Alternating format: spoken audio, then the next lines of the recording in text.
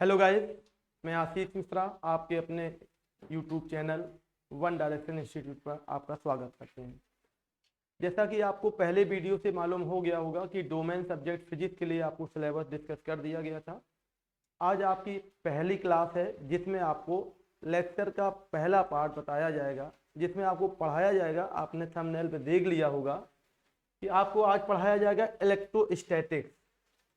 Electrostatics इस syllabus का पहला ही लेक्चर और पहला ही चैप्टर है, जिसमें आपको चार्ज और चार्ज के होने वाली प्रॉपर्टीज और उनसे होने वाली हरकतों के बारे में समझाया जाएगा। जैसा कि आप समझ रहे हैं कि इस चैप्टर का नाम है इलेक्ट्रोस्टैटिक। इसका मतलब है, ध्यान से सुनिएगा, इलेक्ट्रोस्टैटिक्स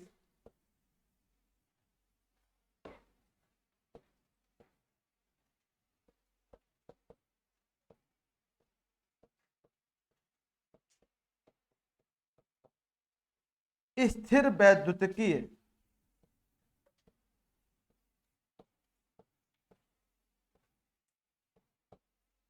या स्थिर वैद्युत। इलेक्ट्रोस्टैट से ये समझ में आता है कि स्थिर का मतलब होता है रुका हुआ, और वैद्युत शब्द का मतलब है आवेश। एक रुका हुआ आवेश क्या कर सकता है और क्या हो सकता है, इसके बारे में ये पूरे 2-3 चैप्टर्स जुड़े हुए हैं। जैसे कि आपके सिलेबस में बताया गया था कि क्या क्या चैप्टर्स आपको इलेक्ट्रोस्टैटिक्स में पढ़ने को मिलेंगे, कौन कौन टॉपिक के बारे में, जो सदिश और अदिश के साथ साथ में पढ़ाए जाएंगे। तो रुका हुआ आवेश क्या कर सकता है, क्या प्रॉपर्टीज देता है, एक बात। आवेश क्या होता है, दूसरी बात। आवेश कैसे बनता है, तीसरी बात। आवेशित वस्तुएं कैसे हो जाती हैं, वो सारी की सारी बातें यहाँ पर डिस्कस करेंगे। बात ये होती है कि आवेश जो होता है, यदि यह रुका हुआ है तो ये अपने आसपास क्या करता है, इलेक्ट्रिक फील्ड का निर्माण करता है। जनरली आपने सुना या पढ़ा होगा। अगर यही चार्ज गतिमान हो जाता है, चलना चालू कर देता है, तो इलेक्ट्रिक के साथ साथ ये अपने चारों ओर मैग्नेट फील्ड को भी बनाता है। अब यहां पर भी कुछ चीजें जुड़ के आती हैं। कांस्टेंट वेलोसिटी से चलता है तो क्या हरकत करेगा, और वेरिएबल वेलोसिटी से चलता है, वेरिएबल चाल से चलता है, असमान चाल से चलता है तो क्या हरकत करता है। आपके मन में ये भी सवाल आते होंगे कि सर, किसी वस्तु पर धन आवेश और किसी वस्तु पर ऋण आवेश होने का आशय क्या होता है, कैसे ये धन आवेश हो जाती है और कैसे ये ऋण आवेशित हो जाती है, कोई वस्तु उदासीन कैसे हो जाती है, उदासीन क्या होने के कारण होता है, उदासीन होता है। तो यहां पर हम आपको बताएंगे कि वस्तुएं चार्ज कैसे होती हैं, आवेश का वितरण कैसे होता है, आवेशित कैसे होती हैं, कोई पदार्थ उदासीन कैसे माना जा सकता है। ये सारी की सारी चीजें आपको इस चैप्टर में पढ़ने के लिए मिलेंगी। तो आप हेडिंग लगा लीजिएगा, वस्तुओं का आवेशन या वस्तुएं आवेशित कैसे होती हैं, या कैसे आवेश बढ़ता है वस्तुओं पर, धन चार्ज कैसे आता है।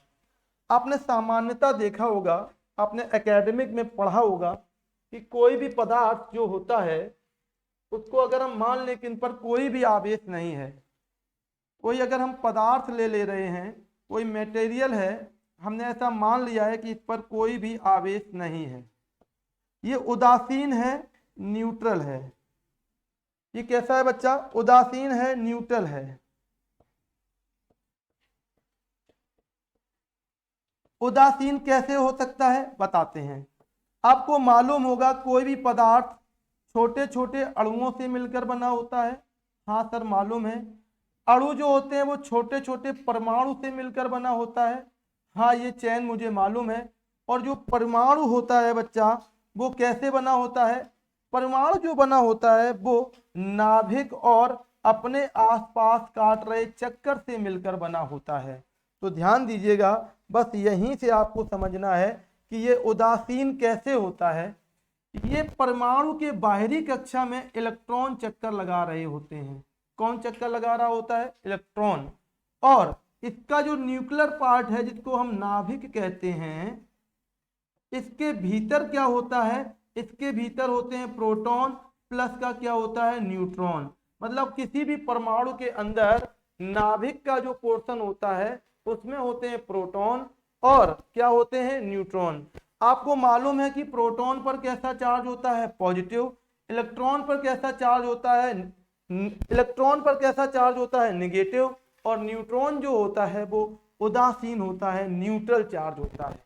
अब विचार करिएगा जरा, अगर हम इसको उदासीन लेते हैं, उदासीन का मतलब है जितना लिया है उतना ही दिया है। इसका मतलब जितना पार्ट आपके पास पॉजिटिव है उतना ही पार्ट अगर आपके पास नेगेटिव है, तो ये पूरा का पूरा मटेरियल, पूरा का पूरा परमाणु या सभी अणु या पदार्थ इस पोजीशन में अगर होते हैं तो वो कैसे होते हैं, उदासीन होते हैं। तो हम यहाँ पर ये मान लेते हैं, छोटी इकाई से अगर बड़ी इकाई की ओर आते हैं, कि कोई पदार्थ ऐसा है जिसके पास नंबर ऑफ इलेक्ट्रॉन और नंबर ऑफ प्रोटॉन जो है वो कैसे हैं, बराबर हैं। नंबर ऑफ प्रोटॉन जो हैं वो कैसे हैं, बराबर हैं। अगर इलेक्ट्रॉन और प्रोटॉन दोनों के कैसे होंगे, इक्वल होंगे, तो अगर इस नंबर को अगर हम देखेंगे तो ये हमको उदासीनता प्रदर्शित करेगा, न्यूट्रल दिखाई पड़ेगा, उदासीन होता हुआ दिखाई पड़ेगा। तो उदासीन होने की कंडीशन क्या है, उदासीन होने की कंडीशन है यदि किसी पदार्थ पर इलेक्ट्रॉनों की संख्या और न्यूट्रॉनों की संख्या, इलेक्ट्रॉनों की संख्या और प्रोटॉनों की संख्या बराबर होती है, तो वो कैसा होता है, उदासीन होता है। इस वाले पोर्शन से आपको यह भी सीखना है, किसी परमाणु का धन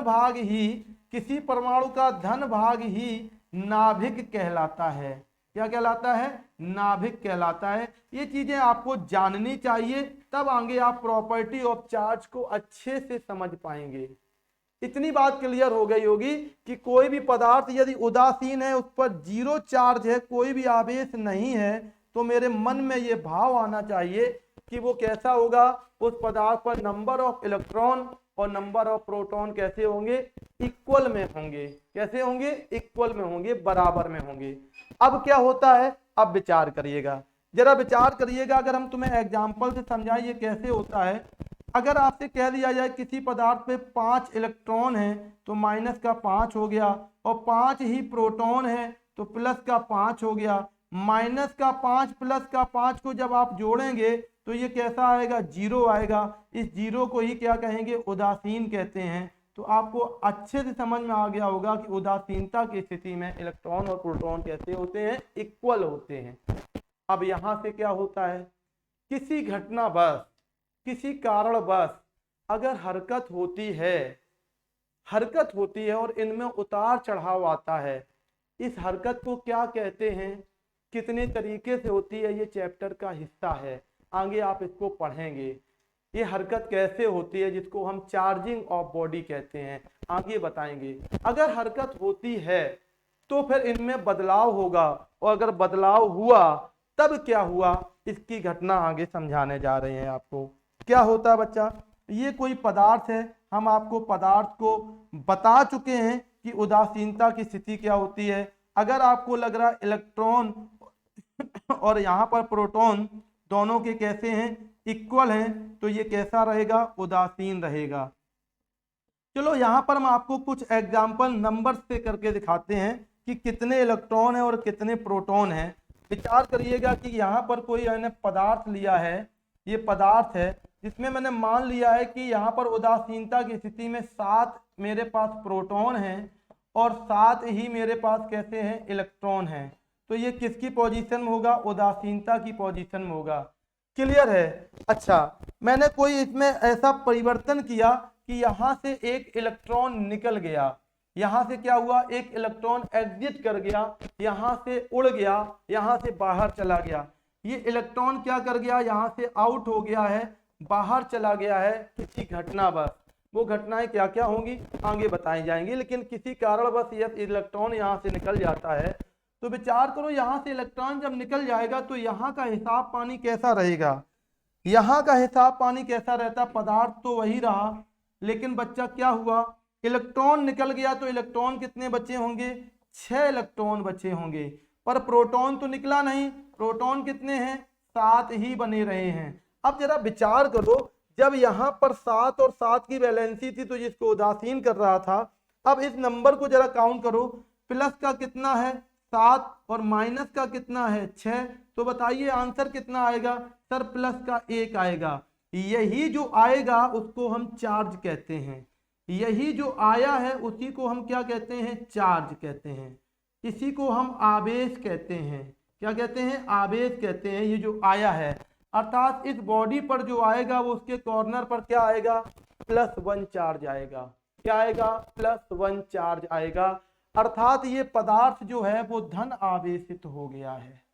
कैसा हो गया है? धन आवेशित हो गया है। क्या हो गया है? धन आवेशित हो गया है, पॉजिटिव चार्ज हो गया है।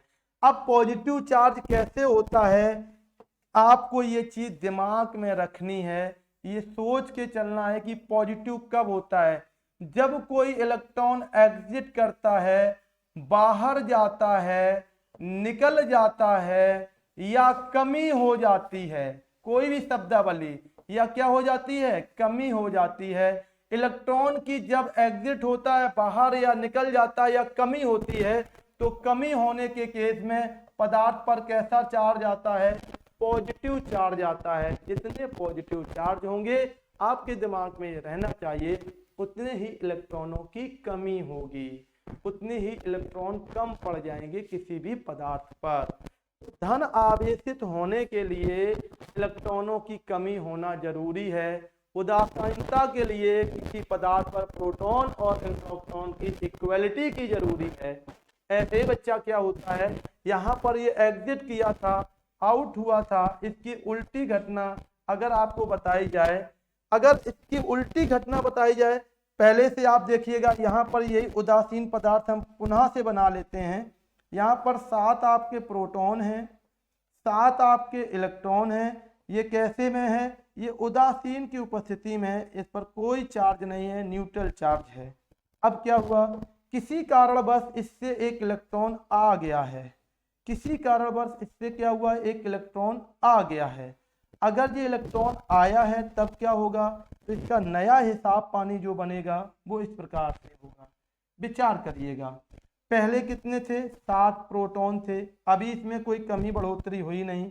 इलेक्ट्रॉन कितने थे? माइनस का 7 इलेक्ट्रॉन था, क्योंकि माइनस ही होता है इलेक्ट्रॉन का चार्ज, तो माइनस का 7 इलेक्ट्रॉन ये 7 था, लेकिन आ गया है कितना? 1 इलेक्ट्रॉन और आ गया है। अब इसको जरा बताओ कैलकुलेट करके कि क्या होगा। होगा क्या? यहाँ पर प्लस का 7 था, यहाँ पर माइनस का 7 था, एक और आ गया तो कितना हो जाएगा? माइनस का 8 हो जाएगा। जरा बताइए इसका कैलकुलेशन क्या बनेगा? माइनस का 1 बढ़ेगा। क्या होगा? माइनस का 1 बढ़ेगा। अर्थात किसी वस्तु पर इलेक्ट्रॉनों की अधिकता हो जाती है तो उसकी बॉडी पर ऋण चार्ज आ जाता है, ऋणात्मक आवेश आ जाता है, निगेटिव चार्ज हो जाता है। तो यहाँ पर दूसरी बात आपको सीखनी चाहिए, यदि इलेक्ट्रॉन की अधिकता है, इलेक्ट्रॉन कैसे हैं? अधिक हैं। इलेक्ट्रॉन कैसे हैं? अधिक हैं। जितने भी इलेक्ट्रॉन अधिक होंगे उस पर उतना ही ऋणात्मक चार्ज आ जाएगा। क्लियर है या नहीं? जल्दी से आप बताइएगा, सोचिएगा, कमेंट्स करिएगा, फिर आगे आपको बताते हैं। तो बॉडी कैसे चार्ज की जाती है, चार्जिंग कैसे फील करती है, वो आपको समझ में आ गया होगा कि जब इलेक्ट्रॉन की कमी होगी तब क्या होता है, इलेक्ट्रॉन की अधिकता होगी तब क्या होता है, उदासीनता की स्थिति में क्या होता है। क्लियर है या नहीं? जल्दी से बताइए। देखो पहली पोजीशन में जब इलेक्ट्रॉन और प्रोटॉन कैसे थे? बराबर थे। अब यहाँ पर टेक्निकली देख लीजिएगा तो ये कैसा था? उदासीन रिजल्ट दे रहा है। कैसा रिजल्ट दे रहा है? उदासीन। क्लियर? ओके चलो, फिर आपने सेकंड केस देखा, यहाँ पर आपने फील किया होगा यहाँ से एक इलेक्ट्रॉन कम हो गया था। जब कम हो गया है तो इलेक्ट्रॉनों की संख्या कैसे होगी? कम हो गई होगी। किससे? प्रोटॉनों से। अगर ये केस आपको दिख रहा इलेक्ट्रॉनों के नंबर जो है वो कैसे हैं? कम हैं। किससे हैं? प्रोटॉनों से। तो ऐसी स्थिति में जल्दी बताओ, इसको हिंदी में आप समझ सकते हैं इलेक्ट्रॉनों की कमी। क्या कह सकते हैं? इलेक्ट्रॉनों की कमी, डिफिशिएंसी ऑफ इलेक्ट्रॉन कहते हैं इसको। इलेक्ट्रॉनों की कमी होने पर चार्ज कैसा आता है बच्चा? किसी बॉडी पर इलेक्ट्रॉनों की कमी होने पर पॉजिटिव चार्ज आता है। कैसा आता है? Positive charge. थर्ड केस आपने देखा होगा कि जब इलेक्ट्रॉनों की अधिकता हो जाती है ना, इलेक्ट्रॉनों की अधिकता हो जाती है, कैसे शो करेंगे? इलेक्ट्रॉन जो है वो ग्रेटर देन हो गए हैं प्रोटॉन से, यहाँ पर इलेक्ट्रॉन जो है वो कैसे हैं? ज़्यादा हैं किससे? प्रोटॉन से। ऐसे केस में ऐसी बॉडी पर कैसा चार्ज आएगा? निगेटिव चार्ज आएगा। कैसा चार्ज आएगा? ऋणात्मक चार्ज आएगा। इतनी बात क्लियर हो गई होगी। और इन सारी बातों से आप जान रहे हैं, मैं बार बार कह रहा हूं, इलेक्ट्रॉन आया है, मैं कह रहा हूं इलेक्ट्रॉन गया है, कमी हो रही है, वगैरह वगैरह हो रही है, तो किसी बॉडी के चार्जिंग में, किसी बॉडी के आवेशन में उत्तरदायित्व जो होता है, हेल्पिंग जो होती है, मेन रोल जो होता है, वो इलेक्ट्रॉनों का होता है। किसका होता है? इलेक्ट्रॉनों का होता है। तो आपको ये बात भी दिमाग में डाल के चलना है कि किसी भी वस्तु को आवेशित करने में मुख्य भूमिका के रूप में इलेक्ट्रॉन ही पार्टिसिपेट करता है। क्लियर है या नहीं? इलेक्ट्रॉन ही पार्टिसिपेट करता है। ये चीजें आपको दिमाग में डाल के चलनी है। ठीक है, तो यहां से आपको पता लगा कि इलेक्ट्रॉन चार्ज कितने टाइप के होते हैं। यहां से आपको पता लगा कि चार्ज जो होता है, आवेश जो होता है, वो कितने प्रकार का होता है। धीरे धीरे चीजें आपको डेवलप होते हुए दिखेंगी। आवेश कितने प्रकार का होता है, तो यहां से आपको पता लगा ओवरऑल आवेश का प्रकार जो होता है वो दो प्रकार का होता है। एक पॉजिटिव आया और एक कैसा आया? निगेटिव आया, है ना। तो आवेश दो प्रकार का होता है। आप कॉर्नर में छोटी सी बात लिख सकते हैं, there are two types of charge. आवेश दो प्रकार के होते हैं। कितने प्रकार के होते हैं? दो प्रकार के होते हैं। पीछे आपने समझा, एक कैसा है? पॉजिटिव, और दूसरा कैसा है? निगेटिव। आवेश को शो करने के लिए क्यू सिंबल के द्वारा इसको प्रदर्शित करते हैं। तो क्यू कैसा हो गया? पॉजिटिव, और दूसरा क्यू कैसा हो गया? निगेटिव। तो दो टाइप के चार्ज हैं। अब ये आपस में क्या प्रॉपर्टी बनाते हैं, इनका बिहेवियर क्या होता है, जरा उसको भी समझ लेते हैं, कैसे बिहेव करते हैं। तो माना या प्रैक्टिकली देखा गया है, यदि पॉजिटिव चार्ज को पॉजिटिव चार्ज के पास में लाया जाए, अगर धन आवेश और धन आवेश एक दूसरे के पास ले जाए जाएं, तो ये एक दूसरे को पास जाने की अपेक्षाएं क्या करते हैं? एक दूसरे से दूर भागते हैं। अर्थात ये आपस में क्या करते हैं? रिपेल करते हैं। क्या करते हैं? रिपेल करते हैं, दूर भागते हैं। प्रतिकर्षण भाव पैदा होता है। क्या करते हैं? प्रतिकर्षित होते हैं। क्या करते हैं? प्रतिकर्षित होते हैं, एक दूसरे को रिपेल करते हैं। इसका अपोजिट क्या होगा? यदि हम पॉजिटिव और पॉजिटिव की जगह, अब देखिएगा इसके पैरेलल एक और चीज है, अगर हम निगेटिव और निगेटिव को लाएं तो हम कह सकते हैं कि अगर एक जैसे आवेशों को आपस में लाएंगे साथ में, तो वो क्या करेंगे? रिपेल करते हैं। ये भी आपको क्या करेंगे? प्रतिकर्षण ही शो करेंगे, रिपेलिंग फोर्स के द्वारा धकेलेंगे एक दूसरे को आउटसाइड की ओर, बाहर की ओर। क्लियर है? आगे अगर हम देखते हैं इसका अपोजिट देखा जाए, अगर हम आवेश का अपोजिट लिया जाए, पॉजिटिव चार्ज ले लें और एक क्या ले लें? निगेटिव चार्ज ले लें, अगर इन दोनों को आपस में पास लाया जाए तो ये एक दूसरे को क्या करेंगे? अट्रैक्ट करेंगे, आकर्षित करते हैं। क्या करते हैं? आकर्षित करते हैं, अट्रैक्ट करते हैं। ये एक दूसरे को क्या करते हैं? अट्रैक्ट करते हैं, एक दूसरे की ओर खींचते हैं। अतः आप देख रहे होंगे कि चार्ज जो है वो एक दूसरे से क्या करते हैं? रिएक्ट करते हैं, एक दूसरे को क्या करते हैं? रिएक्ट, है ना। कैसे रिएक्ट करते हैं? ये प्रॉपर्टी आपको बताई जा रही है कि कैसे रिएक्शन होता है। अब एक बात ध्यान से सुनिएगा, विचार करिएगा। यदि आपको कहीं पर आवेश होने की प्रकृति का जांच करना है, आवेशन का या विद्युतम का या इलेक्ट्रिक होने का जांच करना है, तो इसके लिए एक बहुत खास बात है, ध्यान से सुनिएगा। यदि कोई वस्तु आवेशित है, हमने नहीं शो किया है, यदि कोई वस्तु आवेशित है, मुझे नहीं पता कैसे आवेशित है, लेकिन मैंने मान लिया है कि कोई वस्तु कैसी है? आवेशित है। बहुत ध्यान से सुनिएगा, ये खास बात है। तो ये अनावेशित वस्तु को भी आकर्षित करेगी।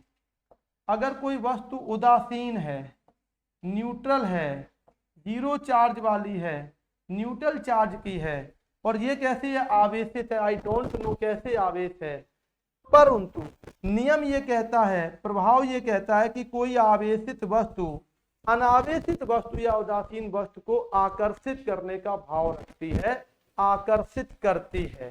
ठीक है, जरूरी नहीं कि दूसरा चार्जिंग पे हो। अब क्या हुआ, अगर आपकी कोई वस्तु आवेशित है, कैसे है, आवेशित है अगर कोई वस्तु, और आवेशन में अगर आपका समान आवेशन है, कैसा है, समान आवेशन है, तो ये एक दूसरे को क्या करेंगे, रिपेल करेंगे। तो विद्युत की उपस्थिति या वैद्युतम की उपस्थिति की जांच के लिए प्रतिकर्षण होना बहुत जरूरी है।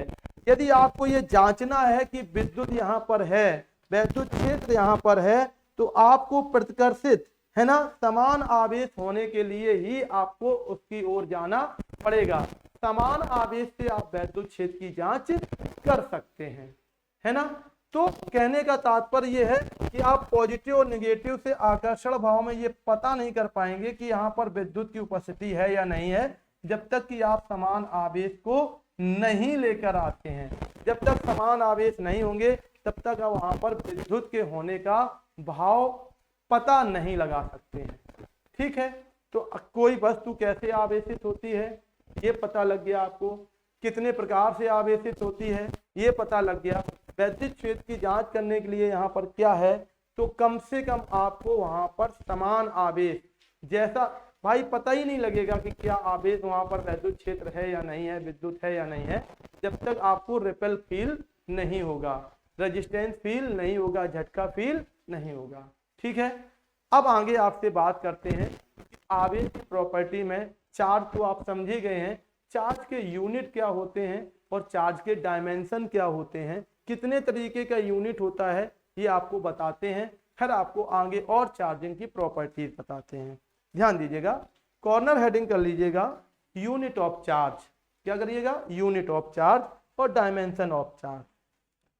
तो हेडिंग लगा लीजिएगा यूनिट ऑफ चार्ज या unit and dimension of charge.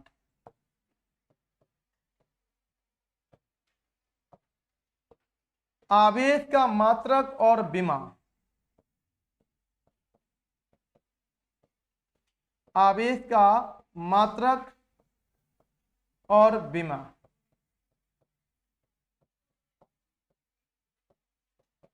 देखिएगा जरा, अगर आपने देखा होगा तो फॉर्मूला आपका कहता है कि Q बराबर में IT, आवेश जो होता है Q बराबर में IT, अगर आपने फॉर्मूला पढ़ा होगा, आवेश बराबर होता है धारा और समय का गुणनफल। तो यहां से अगर हम इसके SI यूनिट की कल्पना करें, किसकी, SI यूनिट की कल्पना करें कि क्या होता है इसका SI मात्रक, तो बच्चा ध्यान दीजिएगा, इसका SI यूनिट बनेगा, I का SI यूनिट होता है एम्पियर और समय का SI यूनिट होता है सेकेंड। तो आवेश का SI यूनिट एक होता है एम्पियर इंटू में सेकेंड, क्या होता है, एम्पियर इंटू में सेकेंड। तो चार्ज का SI यूनिट एक क्या हुआ, एम्पियर इंटू में सेकेंड। इसी एम्पियर इंटू सेकेंड को हम वन वर्ड में कूलाम भी कहते हैं, क्या कहते हैं, कूलाम। और कूलाम को सिंबल C से सिंबलाइज करते हैं। तो आवेश का SI मात्रक, आवेश का स्टैंडर्ड मात्रक या तो कूलाम होगा, और कूलाम नहीं लिखा होगा तो डिस्क्रिप्टिव एम्पियर इंटू में सेकेंड लिखा जाएगा। क्लियर है। अब बात आती है इसके CGS यूनिट की, किसकी बात आती है, CGS यूनिट की। इसका CGS यूनिट क्या बनता है, दिमाग लगाइएगा, देखिएगा जरा। छोटे यूनिट क्या होते हैं, अगर हम CGS यूनिट की बात करते हैं और छोटे यूनिट की बात करते हैं, तो देखो चार्ज के अगर हम छोटे यूनिट की बात करें, स्मॉल यूनिट की बात करें, छोटे छोटे आवेश के मात्रक क्या बन सकते हैं, छोटे मात्रक अगर हम देखे जाएं तो क्या बना सकते हैं, तो कूलाम तो SI यूनिट हो गया, SI यूनिट क्या हो गया, कूलाम। अगर कूलाम में नहीं मेजर करना है, छोटे में मेजर करना है, तो आप मिली कूलाम भी मेजर कर सकते हैं। इसको क्या कहते हैं, मिली कूलाम। इसको क्या कहते हैं बच्चा, मिली कूलाम। मिली कूलाम का वैल्यू जो होता है वो 10 की पावर माइनस का 3 कूलाम होता है। और आगे अगर इसको और छोटा मेजर करना है तो माइक्रो कूलाम लिख सकते हैं। क्या लिख सकते हैं? Micro coulomb. ये जर्नल सी चीजें आपको आने चाहिए। माइक्रो कूलाम 10 की पावर माइनस का 6 कूलाम होता है। कितना होता है? 10 की पावर माइनस का 6। इंपॉर्टेंट ये है कि इसके सीजीएस यूनिट क्या होते हैं, इसके सीजीएस यूनिट। तो चार्ज का सीजीएस यूनिट क्या बनता है, विचार करिएगा। आवेश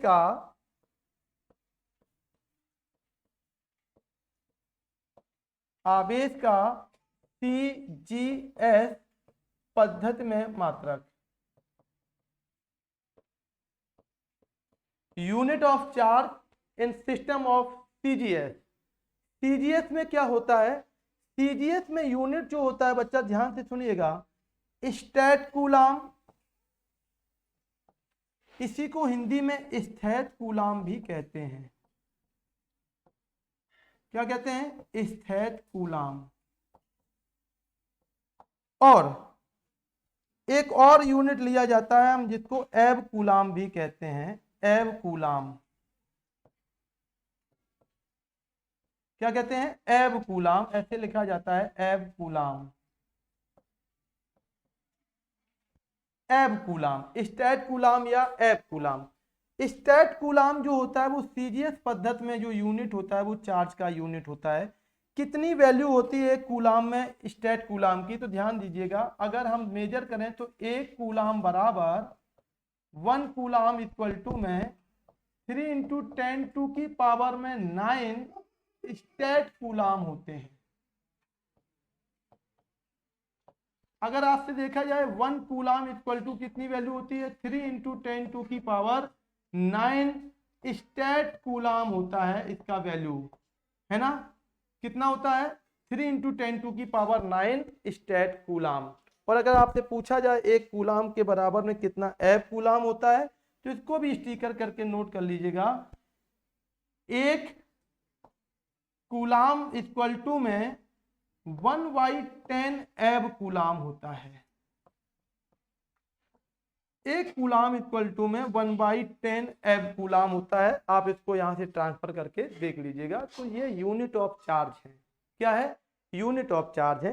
कहीं कहीं अगर आपसे पूछ दिया जाए सडनली, तो फ्रैंकलिन, जिनको फादर ऑफ चार्ज कहा जाता है, क्या फ्रैंकलिन को फादर ऑफ चार्ज कहा जाता है? फ्रैंकलिन, वैज्ञानिक फ्रैंकलिन थे, इन्होंने चार्ज को इंट्रोड्यूस किया था, चार्ज के बारे में बताया था, तो फादर ऑफ चार्ज इनको कहा जाता है, फ्रैंकलिन को। तो कहीं कहीं यूनिट को फ्रैंकलिन के नाम से भी जाना जाता है कि चार्ज का यूनिट फ्रैंकलिन भी होता है।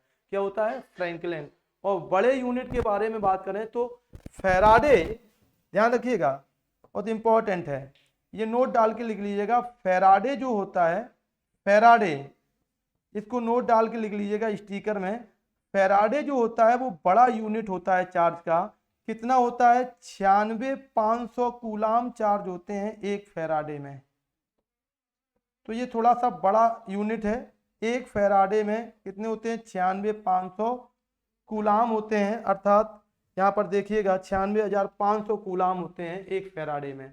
तो इंपॉर्टेंट आपका है एसआई यूनिट, इंपॉर्टेंट आपका सीजीएस यूनिट। अगर अदर यूनिट की बात करें तो छोटे वाले में मिली, और उससे छोटे वाले में माइक्रो, और बड़े वालों में देखा जाए तो आपको फ्रैंकलिन ज़्यादा बड़ा नहीं होता है, लेकिन फैराडे खासकर सबसे ज़्यादा बड़ा होता है, बहुत ज़्यादा बड़ा यूनिट होता है, जिसमें कितने होते हैं? 96,500 कूलाम होते हैं। कितने होते हैं? 96,500 कूलाम। बात आती है डायमेंशन फॉर्मूला की, फिर आगे और हम प्रॉपर्टीज पे चर्चा करते हैं। यहाँ पर आप डायमेंशन फॉर्मूला देख लो। अगर हम डायमेंशन फॉर्मूला की बात करते हैं, चार्ज के आवेश के डायमेंशन फॉर्मूला की, तो बहुत सिंपल सा फॉर्मूला बनता है। आपको फॉर्मूला बताया था, बेसिकली इसका क्या लिखा जाता है? Q बराबर में IT। क्या लिखा जाता है? Q बराबर में IT। तो Q का डायमेंशन फॉर्मूला डिपेंड करेगा I के डायमेंशन फॉर्मूला पर और T के डायमेंशन फॉर्मूला पर। देखो ये एक सारे के सारे यहाँ पर I और T जो है वो फंडामेंटल क्वांटिटीज दी गई हैं, मूल राशियाँ दी गई हैं।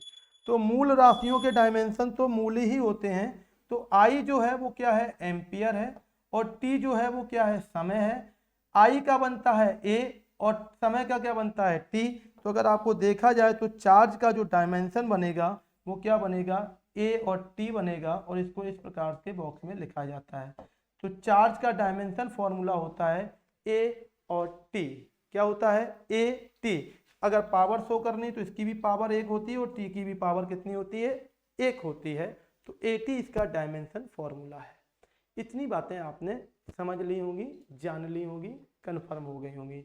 अगर आपको इतना क्लियर है तो जल्दी से बताओ। आगे हम आपको बताएंगे कि चार्ज का मास के साथ में क्या रिलेशन होता है, क्या चार्ज मास लेके चलता है या नहीं चलता है।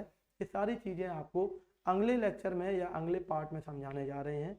अभी आप बताइएगा, कमेंट्स करिएगा आपको कि ये सारी चीज़ें हेल्पफुल लगी या नहीं लगी। ऐसे आगे ये चैप्टर डीप पकड़ता चला जाएगा और आपको बेहतरीन से बेहतरीन नॉलेज मिलती चली जाएगी। मिलते हैं अगले पार्ट में। जय हिंद।